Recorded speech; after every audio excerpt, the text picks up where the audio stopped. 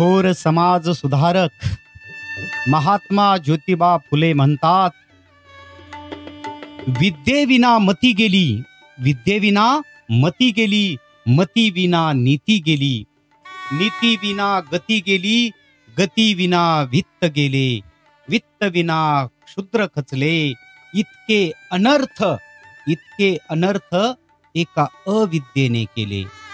म्हणून विद्या प्राप्त करणं, ज्ञान प्राप्त करणं, कारण आपणाला जर आपली गरिबी दूर करावयाची असेल, एक सुखी आनंदी ऐशोआरामात जीवन जगायचं असेल, ताठमानेनं जीवन जगायचं असेल, तर आपल्याला शिक्षणाशिवाय दुसरा कुठलाच पर्याय नाहीये.